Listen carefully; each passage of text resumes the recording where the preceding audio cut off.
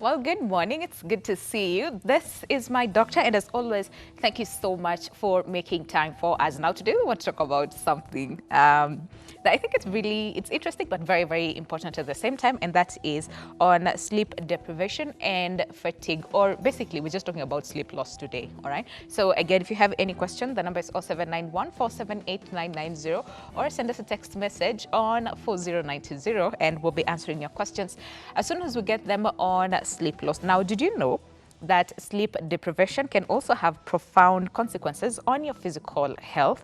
Now, as a general rule, if you wake up tired and spend the whole day longing for a chance to have a nap, it is likely that you are not getting enough sleep. And why is this very important? Well, you want to stick around till the end of the show and get to understand why it's important for us to have quality sleep.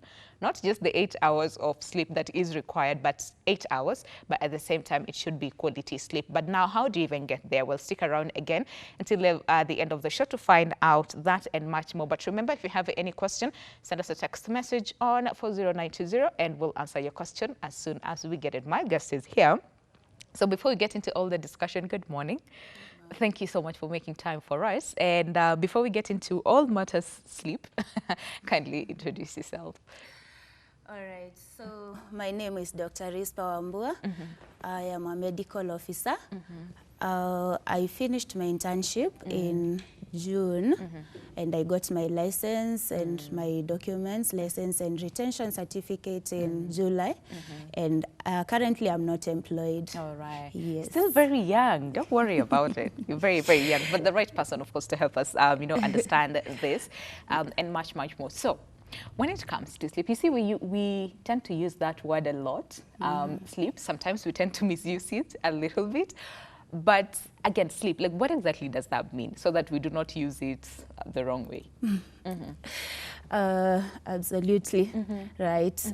It's very important to understand, you know, people usually use terms and you don't really know what it means.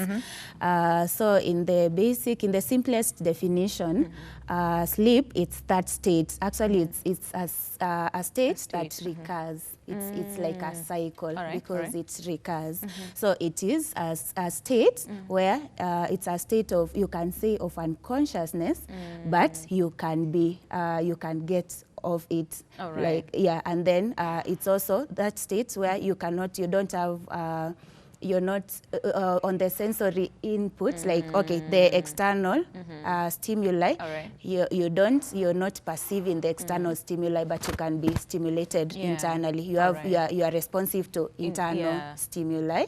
And also the muscles, the muscular activities, either reduced or completely gone. That one you can differentiate it from coma, because for coma you are unconscious, but you cannot be aroused. But for sleep you can be aroused from All right. Now, and I liked what you said. This is a state. It's a cycle. It goes round and round and round. It's not just you let's say get to bed, fall asleep, and then that's it. There's a cycle that you have to go through. And of course, today, since we're talking about sleep loss, because again, there's some people who cannot completely sleep, and sometimes don't understand why they cannot sleep. And then the aspect of you are sort of unconscious but conscious at the same time. Quite a thin line over there. But now, so then what makes us sleep? What makes us sleep? We have generally just a human body, and you know how even God created us. That's why we will call it nature. We have this. It's called circadian rhythm. So you find that the body is adjusted in such a way that it reaches a time. Like, for example, when it's light, when there's light, the body just it has that signal okay, it's time to wake up. Yes. And then when it's dark, it has this signal that, oh, it's time, It's time to sleep. Yes. So there's that that rhythm that the body gets to adjust to even as somebody grows up. Okay. And that's why when it's interrupted, you find that you will have a lot of problems, a lot of issues because of that cycle. Okay. And then the brain now it's adjusted. There are those, they are called neurotransmitters that work to bring sleep. We have in the brain, we have two types of neurotransmitters, the substances that control actually body activities. There are those activities that need you to, like, you can say to be down or to be relaxed or like that, and then those that you need to really be very up. So there are those, they are called excitatory, those ones even like you're so excited, like just as the name says. And then inhibitory, the ones that now, for example, to sleep, you need those inhibitory. Sort of like calms you. So that you're calmed and then you're down like that. And then now it's the brain that controls. We have those areas of the brain, like the brain, you have different regions that work on, that control different functions in the body. And so that is what works on it. And then now the circadian. So it's a complex. It's a complicated. Try to make it easier for us. All right. Now, talking about the body clock, do we all have it? Because there's some people who cannot just wake up on their own without an alarm clock. All right. And because people say, oh, there's some people who say, when it gets to a certain time, I am up, whether I have an alarm clock or not. And of course, you also talked about the body response earlier, where you said, there's a way the body just knows when there's light, it knows it's time to wake up. But there's some people who do not have the body clock, where they wouldn't tell if it's morning or if it's at night, or them, they just sleep continuously. Are there some people who do not have that body clock? From my studies and from just experience, I have not met any that don't have. People usually they have, but now you see, one thing with sleep, actually, if you train your body this way, that is how it will get it. That's one thing with sleep and the body. So if you train it that you'll be waking up at this time and you'll be sleeping at this time over, let's say, just 1 week, that the body will just get. When you get to that time, you just sleep. When you get to that time, you wake up. And you will not even need an alarm to wake you up. Oh, well, some of us need intervention. I would say that. Okay, now, so again, like we said earlier on when we started the show, this is a cycle. It's not just one thing. You have to go through cycles. So can we talk about the different cycles, just very briefly, so that we understand? Because some people think once you close your eyes, that's it. Yes, we do have cycles. Like when you fall asleep, we have cycles. I may not go into details because it's more of medical. It has a lot of medical junk. But generally, we have two major phases or cycles. We have it's called this REM sleep and NREM sleep. So REM means rapid eye movement sleep, and then NREM, it's non-rapid eye movement sleep. So when you get to sleep, you go through those cycles. You go through the cycles. There is so much detail on them. For example, when you are on non-rapid eye movement, it's also the slow rapid. It's the slow phase, like it's called slow phase. Phase of sleep. So you find that you don't have you have few dreams in that cycle. Then rapid eye movements, that's where you get like dreams. And then for non-rapid, it's you can have, but it's not the like you cannot recall it the following day. It's not the phase that you will have, but you can have very brief ones, and you will not forget. You'll not even remember in the morning. All right. Now, and I'm just going to digress a little bit and talking about, especially for dreams. I think we just need some time to focus on dreams because, again, there's some people who would tell you sometimes they are, and I think we'll also talk about some of the causes of sleep loss. And some people will tell you, most of the time I do not want to sleep because anytime I sleep, of course, there are aspects of nightmares and all that. I cannot sleep at all. So I would rather be up.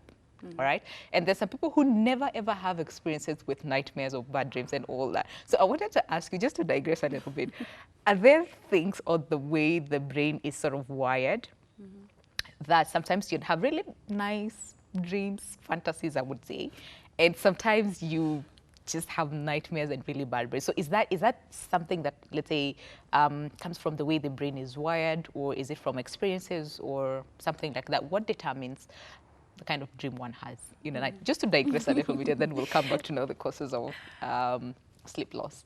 All right. On the dreams, from the studies just that I've had, I've been able to see, to read. I don't think people have really done a lot of research on that side. All right. Yeah, but the ones I've seen just on the REM sleep, that's when you find you may get nightmares, and then on the other side it's relaxed, it's fantasies. But for dreams generally, I think sometimes it may even depend on what you're going through and what experiences you had maybe during the day, because you may find that you went through something during the day, and when you sleep you even you dream the same thing. So that one will be it cannot really be explained medically. It's more, it can be social, it can be psychological, it may have the other factors, but medically may not really be. All right, okay, that's interesting, because there's some people who would say, and I'm pretty sure I've heard people say this, that they sort of dreamt about something, and then that thing happened like later on, and then they're like, wait, didn't I have, like, let's say, this experience some time back? But it's just a dream. It didn't happen like actually. So I think that is a topic on its own that we can discuss when we have time. But now, okay, fine. So we go through those phases, and even when you take like 10 minutes nap or 15 minutes nap, you go through that cycle before you sort of like fall deep, like into like deep sleep, where you can't really remember what you were dreaming about. So even if it's like a 10 minute nap, you still have to go through those cycles. Yeah, like physiologically or normally you'll go through the cycles. Yeah, but briefly. Though ideally it's usually now like a cycle that goes for like 90 minutes. That's like 1 hour and a half. Now like the ideally one. And then you see for that like a nap or 10 minutes sleep, that one may be because a nap is usually mostly during the day. It could be, I know we'll get to that point, but it could be because of sleep deprivation, where now you go, they are called micro sleeps. Those ones you get just brief moments of you're just going to sleep, but very brief moments. Which also impair your activity. All right. Okay. Now, so then we always told that we need 8 hours of sleep. So can we talk about just the benefits? Because, and I'm pretty sure people will be like, why are you talking about sleep? It's very, very important in all aspects of our lives, and it's very, very important for us to understand, first of all, how important sleep is, and then we'll talk about the now sleep loss a little bit, in just a few minutes from now. But now, in terms of now the benefits of just sleep in general, quality sleep, that is, and not just the hours, but the quality of sleep that we have. It is very important to have quality sleep, because you may sleep, but then you're sleeping, you're waking up, sleeping, waking up. It's a total of 8 hours, but still you only slept that like one an you cannot hour. call it quality sleep. Yes. So there are so many benefits of sleep, because when you sleep, that's when actually, like, now the brain even gets to rest. Just to put it in in simple terms, it gets to rest, and then like the metabolism, even how it's processing, like it's like goes to baseline. That's what I can call it, like baseline. So like when you're up and about, you're awake, you do so many things. Now like when you sleep, that's when now like your body now gets to sort of like relax, and and then it's like rejuvenate. Rejuvenate. Yes. So there are many benefits. So like actually essentially every system in the body gets to now now start again afresh, because now that's when you wake up, and then you find that you are so refreshed. And so for example, I can just mention a few. There are so many, like essentially every body system will be it's that sleep will help. Yeah, so for example, let me just talk about the immune system. Like when you get enough sleep, now the body is able to produce those, they are called cytokines. They are substances that, you know, help in immunity. Yeah. So like if you get enough sleep, they are able, the body is able to produce those ones.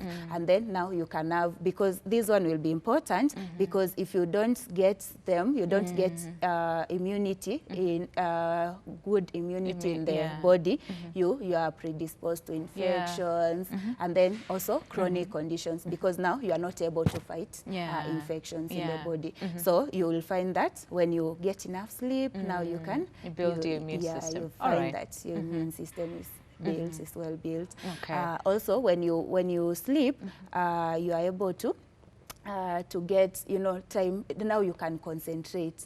Like you need concentration. You need, for you to process something, you have to get it from the environment, like stimulation, stimulus. You get it, you process in your mind, and then now produce, do an an output, or you process and then you give something. So if you don't get if you get enough sleep, now you are able, your body now, it's able, you are able to process. Like you can even make, even in decision making, you can make right decisions. You can, because now your body has really rested very well. All right. Yes. Okay. And I also read that you can sleep helps with, of course, your skin. And I think this would be like really good news for the ladies. And also helps someone to lose weight. How is that? Okay, so when you get, when you sleep, you have this hormone called insulin. So insulin, it's it controls how you take up the, like the blood the sugar in your body. All right. And then so when you take, for example, when you eat, it's produced so that it can direct the, you know, the glucose to the cells, for it, first of all to be metabolized and then to be used to produce energy, and then the rest will be stored. Yes. Yeah. So when you have enough sleep, the levels of that hormone, they are lower, not high. Okay. So you won't have that glucose being stored, and then when it's converted to fat, it's converted to fat and then stored. So that's why you get, if you don't get enough sleep, then you have it produced, and then you gain weight. Yes. All right. Yeah. So when you gain weight, and then there are complications that come with weight gain. True. Yeah. So that's the theory that can explain sleep that is and losing weight. Yeah, and also there are others that they like the stress hormones. They are produced less. So you find that you are able even to like the growth. It's enhanced, and growth will use up that excess like fat and everything. All right. So it burns up. Okay, makes sense. All right. Now, so in terms of then, of course, it's very, very important. And I had someone say that sleep cures everything. All right. So when you're hungry, just go to bed. You'll wake up and you feel okay. If you have like a headache, go to bed. You'll wake up feeling okay. Now, I also read that sleep sort of helps with one's libido. So is that true, or that is like that is like a myth on its own, for both women and men as well? I also saw such in like just studies that have been done. All right. But I didn't get any medical explanation to it. On the same. Yeah, okay. on the same. All right. So we cannot point out exactly that this. Okay. All right. That's fine. So then, now that we understand the benefits of sleep and how important it is for us, for our well-being, and every system in the body, of course, it's very, very important to have it functioning very, very well, so that we avert some of these cases, diseases, conditions, stress, you know, as well. So then, what happens if someone doesn't sleep? All right. So what does that say, let's say, to the body, to the mind, and to just the general well-being of a person if they're not able to sleep? Okay, so for sleep, we've seen the benefits. So if you don't get enough sleep, you will have those effects. All right. And then, for example, you are not able to concentrate at work because you did not have that enough rest. Okay. So you cannot concentrate. And then also drowsiness, you get that? You are so drowsy during the day, you cannot perform your functions. And for example, now, let's say like those who they drive. Yeah. Now you can really It can cause like accidents. Yeah. Yes, you can really cause accidents. And again, as we said, your immunity is impaired. So you get that, you're getting infections so frequently and also chronic. They become chronic. So that you have to be on medication all the time, you know, and so many issues with it. So generally, and then now, again, as we said earlier, you can get weight gain. So you find that you become obese.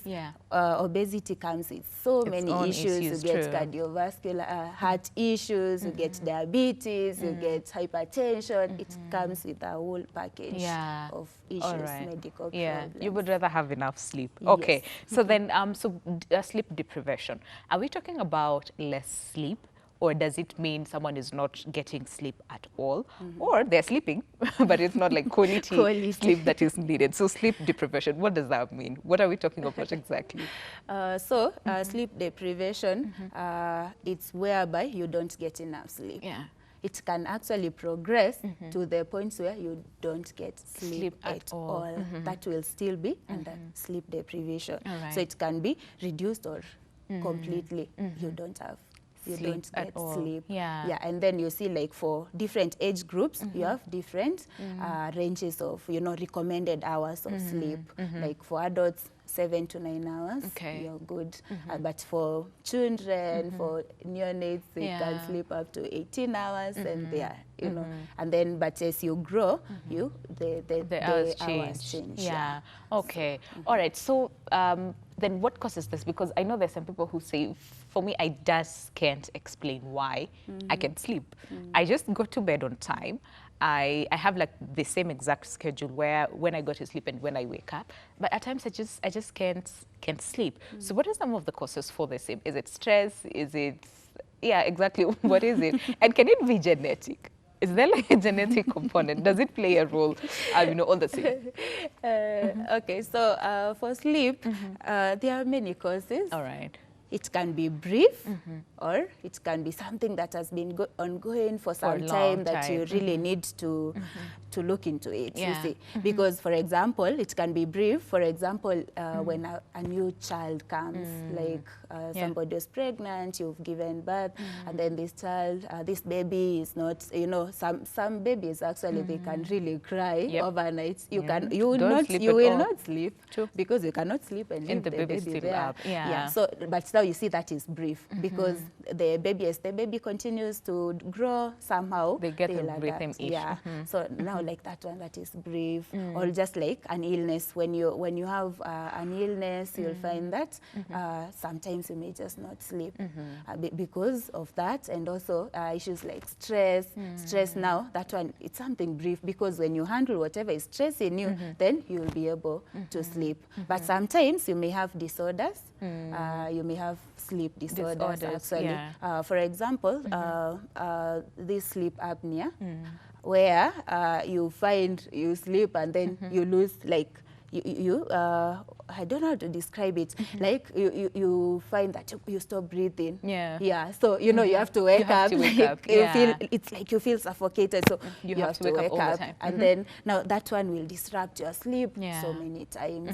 So you'll find at the end of the day you are so deprived of sleep. And then other conditions, even something like when you have like narcolepsy, where you have excessive drowsiness during the day, like you're just sleepy all the time, and then you will find that you're sleeping during the day, and then at night you can't just sleep. So that is like a disorder that you really need like now medical attention. And then it's just it's a myriad of you know different so many, yeah, issues. and especially for the disorders, like there's a time I think on the show we also dealt with disorders, of sleep disorders. So if someone missed that, of course, they can get that on our YouTube channel. That is on Ebru TV, just to refer back to some of the sleep disorders. Now, can you talk about insomnia and deprivation? Is it the same, or is there like a difference in terms of the length, I would say, or the severity of the same insomnia? Because again, that is also another word that we use all the time. May I have insomnia, and let's say you've not slept for like 5 hours or 4 hours or even 3 hours, and so someone says, may I have insomnia, all right? So what exactly do we mean by insomnia, and is it one of the causes or is it one of the disorders as far as sleep is concerned? Insomnia is one of the disorders. Right. It's one of the sleep disorders. So you find that you actually cannot sleep. All right. You find that, you really can't sleep, and or you are taking so much time before you can fall get asleep. to sleep. Yeah. Like it really. It's a disturbing. I know it's a very disturbing yes. condition. And it's very frustrating. Like you really want to sleep, but you You're can't. wondering what are you going to do? Yeah, so it's part of that sleep deprivation because you've not gotten that sleep. Okay. Yeah. All right. And fatigue, what role does fatigue play as far as sleep loss is concerned? Because I know there's some people who say when they are fatigued, they sleep very easily and get really good sleep because they're tired, the body is tired, they just want to get to bed and sleep, and they sleep very well. But there's some people who say when I am fatigued, I cannot sleep at all. So can we talk about the role that fatigue plays as far as sleep loss is concerned? Okay, so for fatigue, okay, when you get sleep, we see that in sleep you also have like reduced or no muscle activity. So you know when you don't have that muscle activity, at least now you're able to rest the skeletal muscles. Okay. Now they are able to relax, and then now when you wake up you feel refreshed. Yeah. But now this fatigue, when you don't get enough sleep, then the muscles have not relaxed well. All right. So you find that you will wake up fatigued, or you will just like you just feel fatigued because you did not get enough sleep. Yeah. And we have to make a clarification between fatigue and tired because sometimes people are tired and you think you are fatigued, but we need to take a very short break. I think when we come back we'll make that difference so that people understand what does it mean to be fatigued and others to be what it does it mean to be tired, because fatigue can really mess someone up in terms of just the general well-being and also bring some conditions on board. So if you have any other question in relation to the same, send us a text message on 40920 and we'll be answering your questions as soon as we get them. So we'll see you after this very short break. Stay with us. All right, welcome back. Glad you're still with us. This is My Doctor. And today we're focusing on sleep loss. And of course, earlier on, before we went for break, we talked about how important sleep is and the amount of hours that one is required to sleep. But then again, it's not always about the amount of time. It's very important, but again, the quality of sleep that you get is what matters most. And of course, we also talked about the fact that different age groups, of course, have various recommendations as far as the amount of sleep they are supposed to get. And in the event that you do not get enough sleep, what that can do to your body, to your mind, and general well-being. All right. So now, of course, we still continue with the same, but now focusing on sleep loss. What are some of the causes for the same? Why is it that there's some people who cannot sleep at all? Insomnia, of course, playing a role on the same. But if you have any other question in relation to the same, send us a text message on 40920 and we'll be answering your questions as soon as we get it. And one thing that Dr. Rispa, I really want to know, and I think it's important, is you see there's some things that we do sometimes at home that sort of enhances or causes sleep loss, the behaviors that we have.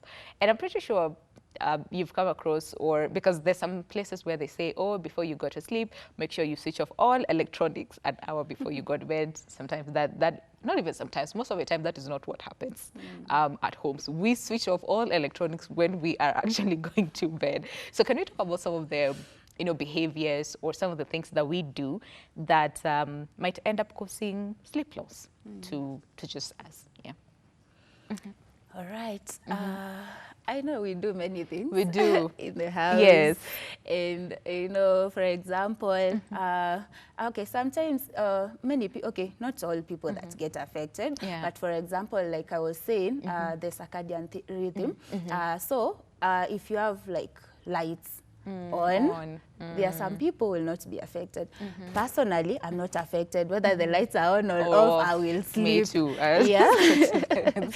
But I know there are people that cannot sleep especially at all. if you find that you're having issues with getting sleep, then those are some of the things that you need to look at. All right. Because maybe your body is not adjusting to it. So you need to, like, for example, when you switch off your lights, that one will enhance, it will make you get more sleep than to lose that sleep. All right. And then and then I know at times also, at times I know it's not possible to, for example, that circadian rhythm, to keep it, because like the nature of our jobs, for example, sometimes, you know, you have to be awake 12 hours or so. For example, I can give my own example. Right. My profession. For example, in the hospital, you have to work, you're working, we could do like, you're working during the day, you have to be there during the night, you're also working during the night, and you're working tomorrow in the during the day again. So during the day, at night, and then during the day, you get that you are doing a 36-hour shift. Shift. Yeah. So you'll find that for me, after that shift, when I get to the bed, I just sleep like this. Like I am so fatigued, I'm so tired, so I'll just find that I am sleeping. But now you see that one has affected. So when I go to sleep, let's say I've gotten to the house at 4.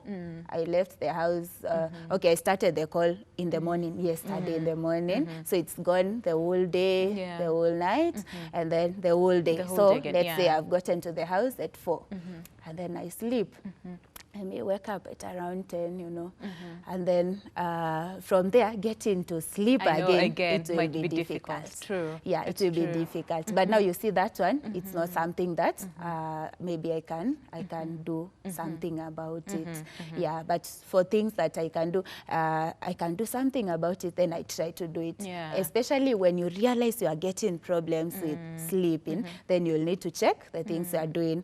An example, when you get to bed, there's a way the body just switches, like it knows when you get to bed. Now you need some of the things you can do, like get to bed only when you feel sleepy, so that your body will relate going to bed and sleep. So if you get that habit of, you know, just going to stay on the bed with your phone, and then you're staying there, you'll take maybe, I don't know how many hours before you sleep. So that's how the body will know that when you actually go to bed, it doesn't mean that you're going to need sleep. to sleep. All right. So you need to get to bed when you feel sleepy. That one will help you, especially if you realize you're having trouble with sleep. Yes. All right. And again, that issue of you know, electronics and all that, like why is it then recommended that you switch off all your electronics, your TV, your radio? So actually saying your Wi-Fi router, if you have Wi-Fi at your place, make sure that you switch it off as well. Don't leave it overnight, because it has something to do with, I don't know what, that's of course will cause sleep loss or make it difficult for you to fall asleep. So look into all those things that bring issues, that make you not sleep when you want to sleep. But for the children, I mean, for the babies, it's really difficult, you know, to say you will have to go to bed at this particular time and then you wake up at a particular time. There's some babies who, well, that schedule helps them. But there's some who just can't follow the schedule, no matter how much or how long they've been on that schedule. Some of them just can't fall asleep at that particular time. So for such, in terms of just helping this baby to maintain a particular schedule, what do you do? Because someone was saying, do not use your baby's bedroom for timeout, because again, that it gets into the mind where, no, when you get to your bedroom, you don't necessarily have to sleep. Is that true, or? Again, as I was saying, you know, the body just adjusts to whatever you teach it, especially in this matter of sleep. If you teach it, this is how it should be, then that's how it will get it to be. Yeah, so the issue of electronics, okay, from the studies that I've seen, it's usually, okay, for you to sleep, you really need that calm environment. You really need, you know, cool, calm environment. You just, because it's a state of, you know, like resting, really. That's what I can put it in the simplest terms. That's, it's, yeah, you're just resting. So you'll need, you just want the least, the minimum disturbance that you can get. And then you see for electronics, or let's say if the TV is on, or something else, a program is ongoing, definitely you'll hear something, and then you know you want to hear a bit, you know, you want to hear a bit, and you really won't sleep. So you need that calm environment, and then you can you'll get to sleep, and then maybe some soft music.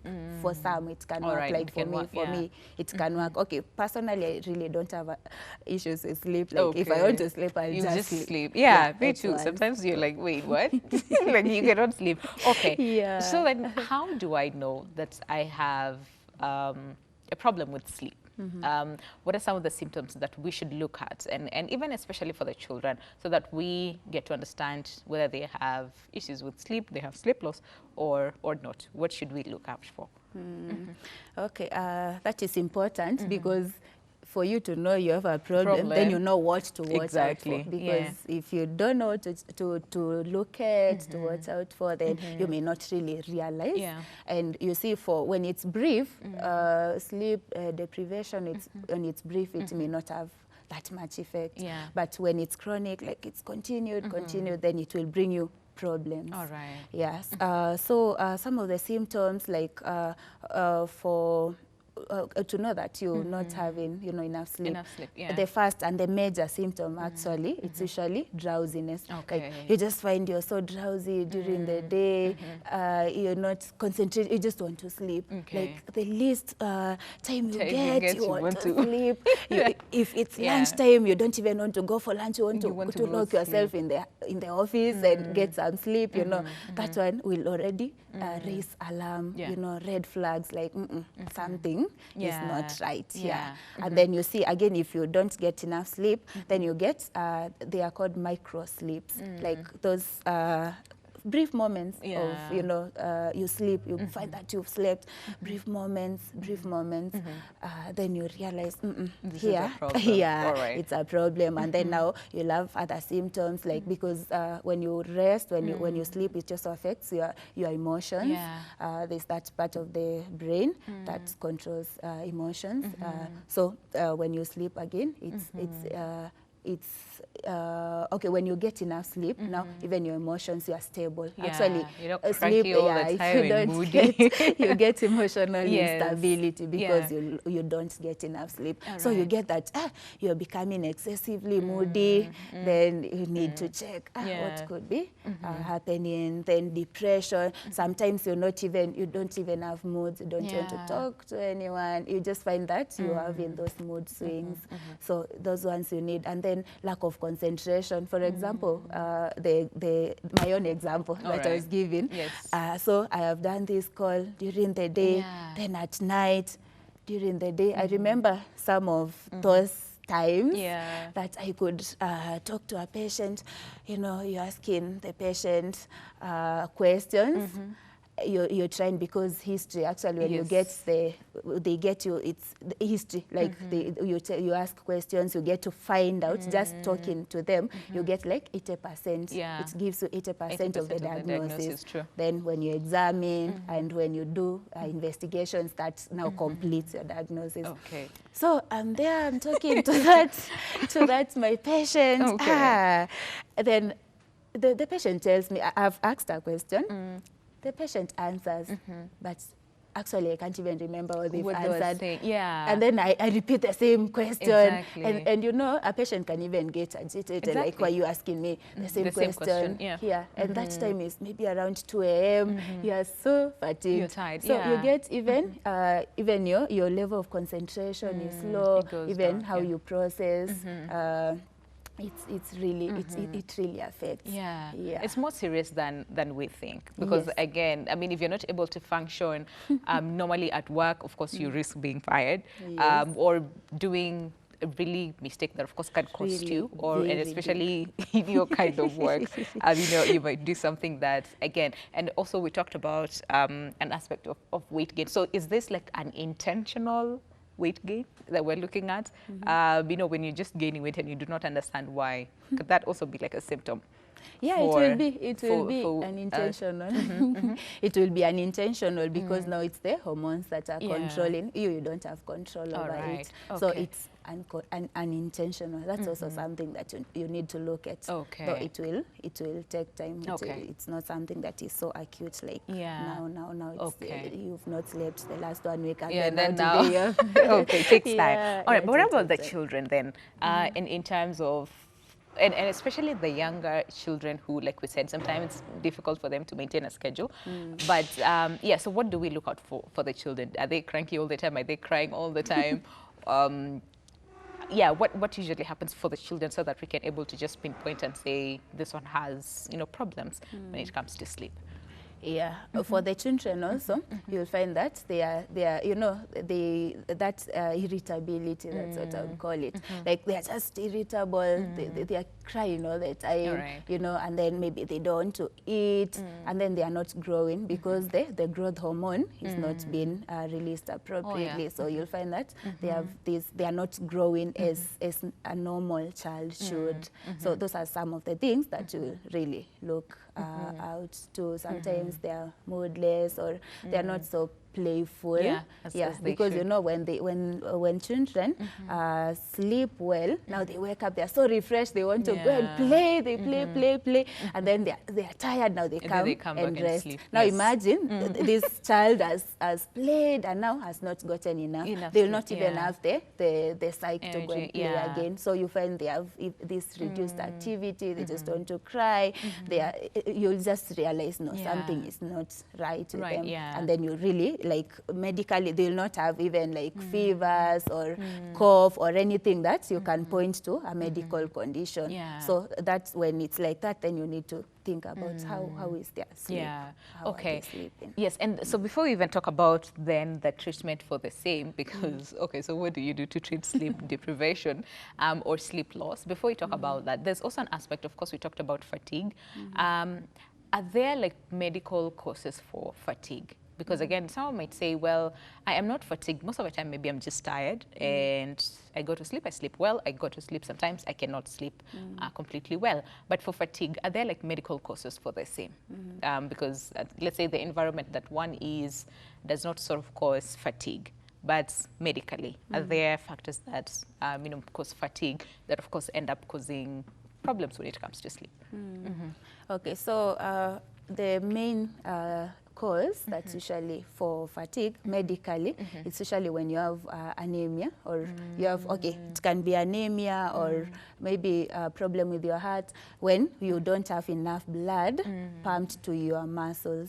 Because fatigue actually it's now caused by that when for example, even when you are saying about sleep, because now the body now the circulation, the blood now can go through the whole body, and then the muscles, the cells are they like get enough blood, and then the waste products are removed. But now when you don't get enough blood pumped to your muscles, then you don't have that, because muscles, they have cells, so that need to be rejuvenated. So you find that that will cause fatigue. So like even heart conditions, even anemia, or especially when you have low blood. Anemia is basically when you have low blood. Because when you have low blood, then the body also has a mechanism of adjusting. Like now it has to take this blood that is little, it has to be a priority, to priority areas. Now like the brain, and then the brain, then the heart, and then the kidneys. Those are the main areas that it will take. So it will take the blood from, you know, the like the muscles, that will, the skin, the muscles, that one will not be a priority at that time. At that time, yes. So you'll find that even when you walk a short distance, you find that you get so tired. And then even conditions of the respiratory system, they can also affect, because if it's chronic, for example, if you have a lung problem, you have a connection with the respiratory system and the heart, the cardiovascular system. So if you have a chronic condition of the lung, it will affect the heart, and then it can lead to like heart failure. So that one you'll again find that you can't even, sometimes you can't even walk up the stairs. You find you get so tired. And then even me, there's a time that, you know, I was getting so tired, like I was still in campus and even standing like in the ward round, it was so difficult. Like I'm getting so tired, I don't understand what it is. Like I can't walk up the stairs because we're at Kenyatta National Hospital, you know, sometimes you can't use the lift. So you need to run the stairs because you're getting late, but you find that I'm getting so tired. By the end of the day, I'm so tired, I can't even, you know, like revise well. And I had to go and check my blood levels, and actually I found it was quite low. Yeah, it was quite low. So before it even gets to, you know, because if it gets too low, then you will find those like fainting episodes. But before it gets there, it starts with the muscles. They lack that blood supply. So generally, that would be the blood level when it's low, that would cause it would cause fatigue, and then of course other medical conditions, especially acute infections, they will definitely cause fatigue. All right, so of course then for that I think treatment then is easier, because once you understand the root cause, treat it, and then of course fatigue goes away, and then you're able to sleep well. But for these other causes, so what happens then, especially during the diagnosis? And who do you even go to see in the first place? And just tell them, you know what, me, I have a problem with sleep. Do you see a psychologist? Do you see a doctor? Who do you see? And then when they come, you know, of course, when whoever they go to see, are there like tests done just to ascertain whether it's like a sleep disorder or it's just sleep deprivation? And what happens after? In the hospital, you will see a sleep specialist. Oh, there's a sleep specialist. Okay, all right. Because most of us just go to a hospital and see whoever we see for any condition. So that person you see, if that person doesn't have the, you know, the knowledge and the, you know, specialty, then send you to the specialist. Okay, so you have to see a sleep specialist. Specialist will really help you. Even a psychiatrist, like somebody who has done psychiatry, also has at least the basic. I think some even get, you know, when you're doing the specialist, the degree or whatever, they get that, you know, they get to learn more about it. But you'll get there, if it's the sleep specialist, as I was saying, the first thing, the most important thing in medicine is the history. Once I ask you questions, asking questions, then you'll be able to know, this is it. Like you can really point it out. And then, there are tests. There's a test that they do. It's called, is it somnography? I need to confirm the name. So what they do, there's a sleep now in that, like, it's like a sleep center. So I'm a sleep laboratory. So they do a test like overnight. So they connect, they are called electrodes. They are, I don't know, I can describe them.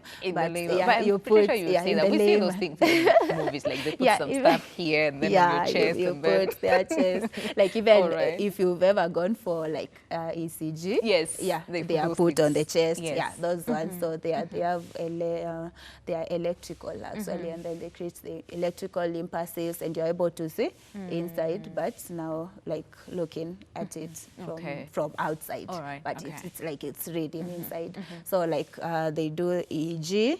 The EEG now it's looking at the brain, how the brain, because for sleep actually, like just a normal sleep, normal person, there are waves like it produces. So you sort of like go to sleep, and then now they notice some of those waves. So they start normal, like they are alpha, beta, theta, delta waves. So like for this cycle, this phase, REM sleep, you know, you have those ones. Then, so there are those waves. The waves, okay. So for All a right. normal person. Okay. So when they do the EEG, when it's connected to the brain, then it can tell. They can tell, all yes. right. Then okay. there's also the ocular. Okay, it looks, it's E or M. Now it looks on the E or G. All right. Yeah, it's look now it's focused now ocular on the eyes. On the eyes, yeah. Yeah, and then the last one, it's I think ECG. It's looking at the heart. Yeah. So when they connect those ones, and then when you're connected there, it's like they're just looking at the how the brain is, how the eyes during the sleep. heart. Yeah, when you sleep. And then the heart. Then from there, they are able to. They can make a diagnosis. Yeah, they can make okay. a diagnosis. So if they find that someone, because we have to end the show in the next like 2 minutes. So if they find that someone is then has like either sleep deprivation or they just have a disorder, are there like medication one is given, or do they go through counseling and then told, well, you need to do this or do that or do this, so that to just help yourself to go to sleep? What are there like medication first of all for that to treat the condition then? Yeah, well, we have medications, like we call them, okay, we have like benzodiazepines. Okay, they are classified. All and right. then we have others are called hypnotics. Generally, they help you to get sleep. But the problem with the medication is that you can get addicted to them, especially benzodiazepines, like carbamazepine and the rest of benzodiazepines.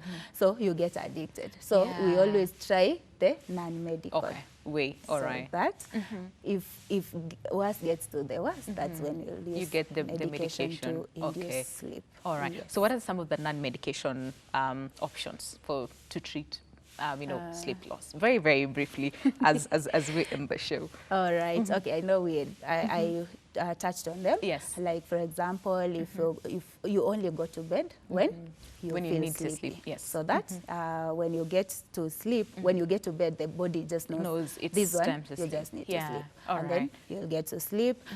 You can try maybe do something that is relaxing, so that it will help your body to relax. Calm down. So that you can even be on the bed. You meditate. So it's like you are sleeping into sleep. All right. Yeah. Peacefully, yes. Just comfortably, and then you sleep into sleep. Those are some of the things that you can do. Try. Okay, yes. and is this where we say do not have TVs in your bedroom? Do not have, because you'll be tempted to go watch like a movie before you sleep and add all that. Okay, all right. So then prevention, very briefly, like 30 seconds, so that we, as we finish the show, then prevention, and especially for the children, so that we introduce, the culture of just when you go to bed, it's time to sleep, or when you go to your bedroom, it's time to sleep. The prevention part, and especially for the children, because they might have a problem, suffer more. Okay, so for the prevention, it's just to know the causes. The causes, yeah. And then from the causes, actually, you just need to identify your cause. When you identify, then you are able to prevent it. Yeah. It's just as simple as that. So all I can say it depends with what is causing because it. different people have like different causes for the same. All right, know the causes, and then that's it. All right, Dr. Rispa, thank you so much for coming by today and helping us understand more on sleep, how important it is, and of course, sleep deprivation, what it can do to a person in terms of productivity. So thank you for coming by, and thank you so much for staying with us as well until the end of the show. That is where we end it today. So my name is Winnie Lubembe. On behalf of the entire team who put together this show, we wish you a lovely day ahead. We'll see you next time on another episode of My Doctor. But for now, stay safe and God bless. Goodbye.